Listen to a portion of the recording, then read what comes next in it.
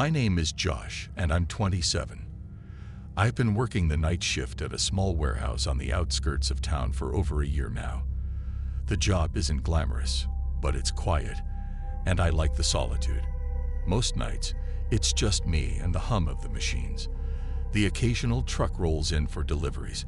I sort through the inventory, load or unload, and the hours pass by without much excitement. That night started off like any other. The warehouse was dimly lit, the fluorescent lights buzzing faintly above me as I went through my usual checklist. Around 1:30 a.m., I got a call on the radio that a delivery truck was pulling in. This wasn't unusual, even at that hour. We worked with a lot of distributors who ran late-night routes. The truck rolled into the loading bay, and a man stepped out. He introduced himself as Richard. He looked off. His face was pale, and his eyes darted around nervously, like he was expecting someone, or something, to show up any second. "Got a shipment for you," he said, his voice tight and hurried. I nodded and went to help him unload. As we worked, I noticed something strange about the crates. They were unusually heavy, even for industrial supplies, and there was a smell. At first, I thought it was just something chemical, like spilled paint or adhesive.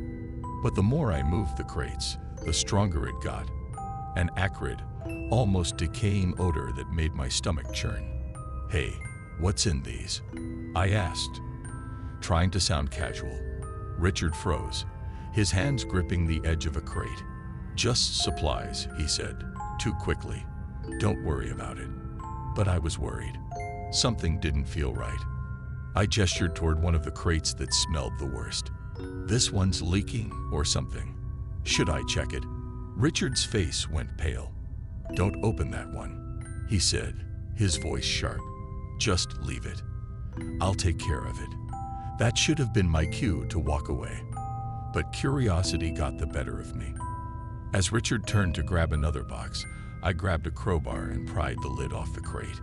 The smell hit me like a brick wall, rotting flesh and something chemical, like bleach. Inside was a large, wrapped bundle, tightly secured in thick plastic. My heart started racing as I pulled the plastic back, my hands trembling. I'll never forget what I saw. It was a body. A man, mid-30s maybe, his face bruised and discolored.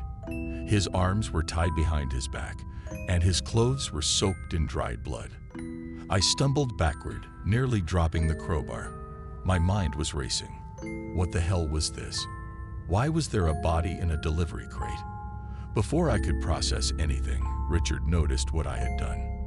His eyes widened, and his face twisted into a snarl.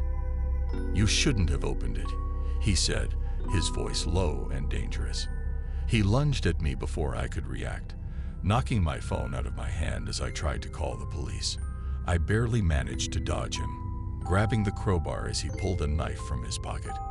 We struggled, the metallic clang of the crowbar echoing in the empty warehouse as I swung it wildly to keep him back. I managed to land a hit on his arm, and he let out a sharp cry, dropping the knife. I didn't wait to see what he would do next. I ran straight to the security office, slamming the door behind me and locking it. My hands were shaking as I grabbed the desk phone and finally managed to call 911. I watched the monitors in the security room, my eyes darting from screen to screen, trying to find Richard, but he was gone. When the police arrived, they searched the entire warehouse. Richard had disappeared, and so had the crate with the body. I tried to explain everything to the officers, but without the body or any sign of Richard, it was like trying to prove a ghost story. They believed me enough to launch an investigation, but nothing ever came of it. The truck Richard had been driving wasn't registered, and his description didn't match anyone in their database. For weeks after that night, I couldn't sleep. Every time I closed my eyes, I saw Richard's face, the body in the crate, the knife glinting in the dim warehouse light. Eventually, I quit the job. The warehouse, once a place of quiet routine, now felt like a death trap. Even now, I can't stop wondering who the man in the crate was, or what Richard had planned for me if I hadn't fought back. Sometimes, late at night, I think about the crates we didn't open, the ones Richard managed to unload before I saw what was inside. I can't help but wonder if they were all the same, and if somewhere out there, Richard is still making deliveries.